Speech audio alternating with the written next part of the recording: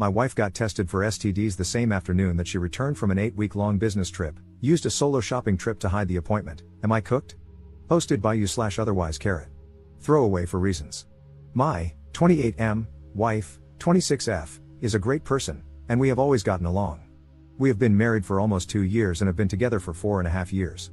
We are in a monogamous relationship and have both had several partners prior to our relationship. Every year, my wife goes on a long business trip, typically about 2 months.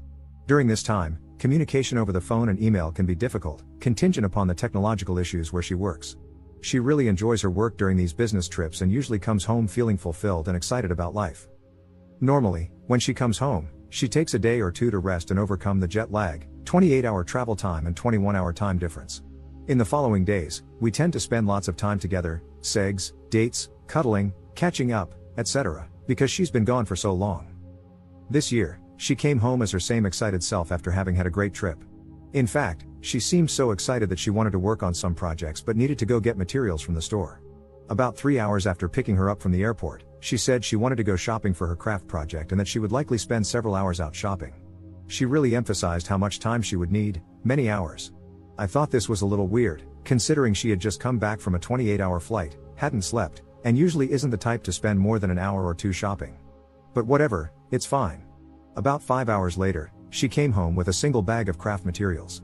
I registered this as strange but didn't really think much of it. I chalked it up to her taking a lot of time to carefully select her materials instead of bulk buying. Over the next few days, she didn't really go through the usual jet lag phase and stayed distant. I thought that was weird but ended up giving her space and just focused on school. About 2 weeks post-return, we still hadn't had sex, despite my advances and lightly prodding the issue, getting it I'm just feeling off and don't feel like it. I found that strange since she is usually a 3 to 4 times a week kind of person, and we had been exploring some new kinks prior to her trip, which we had talked about rekindling once she returned.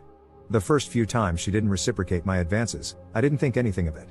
We've always had a very open no policy and are attentive to each other's needs, whether it's time, tiredness, not feeling it, or needing it now. However, after 2 weeks, the combination of her distance and lack of intimacy felt really off. Over the weekend, she met up with her girlfriends for a day out. During that time, I snooped on her computer. If that bothers you, stop reading now. We have always been extremely open with our phones and social media. We both know each other's phone and computer passwords, and she knows my Facebook login, etc. While she was out with her friend, I looked on her computer. She had left her work and personal email, Reddit, and Facebook open/logged in. So I looked. Nothing out of the ordinary. I checked the recycle bin and found that she had taken some self-nudes with her phone, sent them to her email, downloaded them, and then deleted them, hence their presence in the recycle bin. I thought that was odd.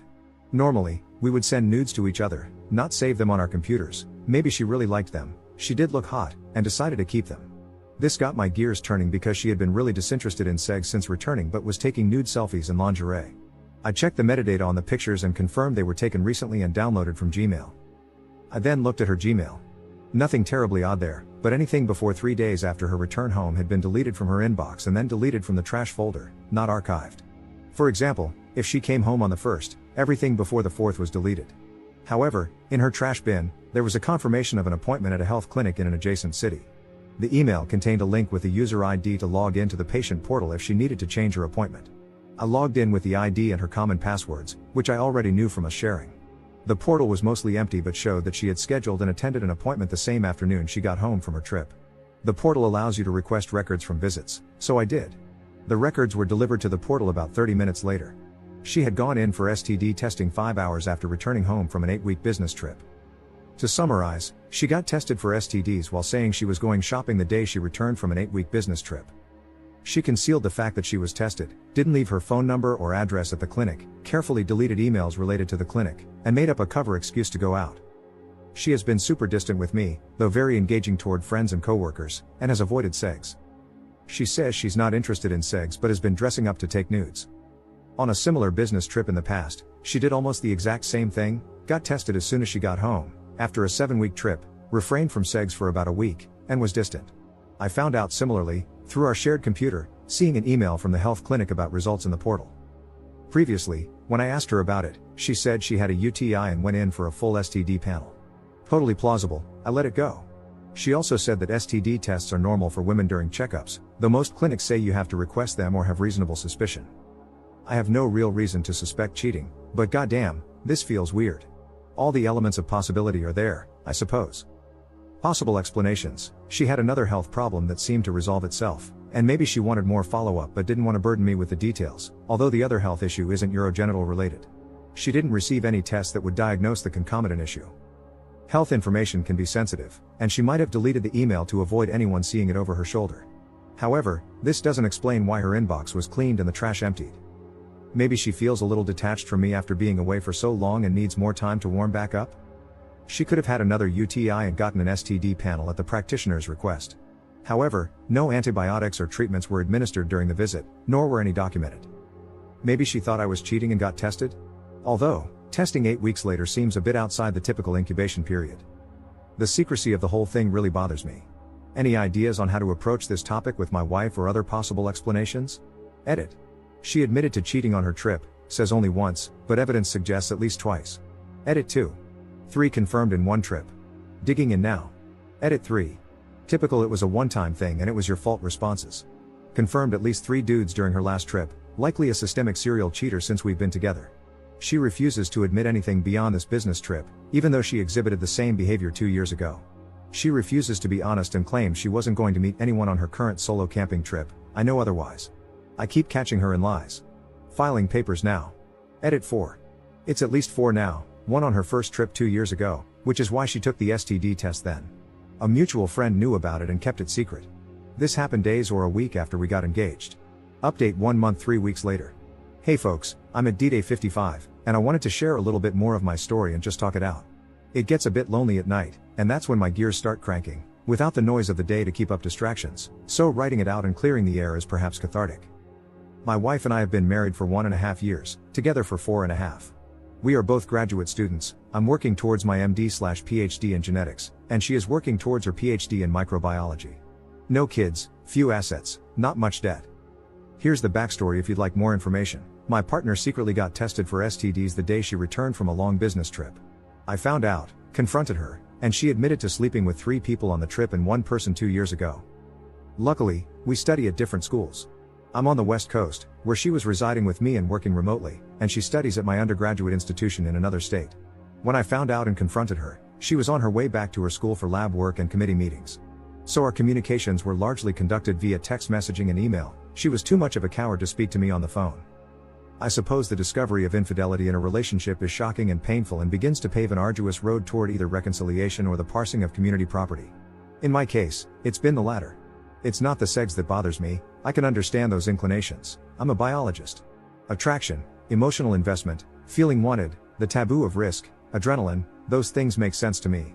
What I could not understand is how my wife, someone I adore and respect immensely, could lie to her affair partners about who and what I am. It's like her inner monologue flowed freely to them, her true thoughts about me expressed vocally. That made me physically sick. I'm not a bad guy. I've always been there for my wife. We clicked on every level, from toilet paper orientation to politics, humor, hobbies, and sex. It just doesn't make sense. During the postmortem, I've often come to the realization that, as a partner on a two-way street, I could have always done more or worked toward a stronger marriage. That's the sentimental part of my brain saying, look at all these missed opportunities for communication and growth. If you had really loved your wife, you would have figured it out and met her needs. That's a deadly game of roulette to play. The retrospective what if on infinite regression plays discordantly upon the soul. If the discovery of infidelity wasn't shocking enough, I also asked my wife to reconcile. She refused. I gave her a list of demands with 7 items. The header read, the ground rules. If you choose not to comply, or if I suspect that you have failed to comply with these rules, I will divorce you. Here is the abridged version of what I asked for. You will allow me unfettered access to your phones, accounts, devices, and computers at any time without hesitation. You will forfeit and show me all communications and materials related to all extramarital relations you've engaged in, no matter how minor or insignificant you feel they were. You will allow me to professionally recover data from your phone and other devices. If there is something you haven't told me yet or if you haven't given me the full story, this would be a good time to do so. I extend you amnesty for other grievances, notwithstanding lying. You will contact all parties you've engaged with in any way and explain that you were in a monogamous relationship, your husband knows, and that you messed up. You will apologize for misleading anyone about your relationship status, and you will contact their partners to explain what happened. You will get tested for STDs and STIs every month for the next 6 months, including blood panels. This information will be made available to me at my request. You will seek and engage in cognitive behavioral therapy until you have been treated for your dysmorphia and eating disorder and have healthfully managed your past SA. You and I will receive marriage counseling indefinitely or until we both feel that our problems have been resolved. We will both engage in communication coursework or reading. Rules for opening the relationship. Maybe too controlling? Everything I asked for, I also offered to reciprocate where applicable. The first bloodletting was the discovery of the infidelity, and the mortal strike was her denying me safety in the relationship by dismissing my needs. Once it was clear that she wasn't trying to reconcile, I was ready to burn it to the ground. I threatened to contact her affair partners, contact their significant others, file professional misconduct complaints, one of her partners was her physician, contact her research board about misconduct, and inform her direct bosses, people whose reputations could be jeopardized by her actions. She freaked out and suddenly became extremely receptive to what I was asking for, begging me not to ruin her career, begging me not to tell anyone. I felt bad, apologized, and told her I wouldn't do that. By then, she had already gone to her bosses and conveyed some truth-trickled story to them. I obviously added a lot more pain to the situation by playing that card. This was almost a month ago. She filed for divorce the next day, threatened to file an order of protection to prevent me from contacting people in her life, and then told me she couldn't forgive me for threatening to expose her like that. That's when I woke up. I had been drowning, undergoing hemorrhagic shock, and hypothermia was creeping in. I had been desperately trying to get my wife, who was standing on the shoreline, to throw me a life preserver. My actions caused her to get her feet wet, and she couldn't handle it. That's when I started to understand who she was, weak and cowardly. Not exactly life partner material. A few weeks later, I had a realization, it's like she died. That's what the pain, emptiness, and anger feel like. I found out later that she was still in contact with one of her partners. Another punch in the gut. Anyway, that's where I'm at. I applaud you if you made it this far. Our divorce is underway and will hopefully be resolved cleanly. For the time being, things here are quiet, empty, and lonely. My schoolwork has suffered, and I'm thinking about taking some time off to process everything. Thanks for listening. Op comments 1 month 2 weeks later. Gave her a list of demands. Harsh. I asked for monitoring, transparency, an end to the relationships, mandatory counseling, and even offered the possibility of opening the relationship in a healthy way, something we had hinted at before. Initially, she said she would work on everything. Then she did nothing for over a month. I pressed her to be proactive, nothing again.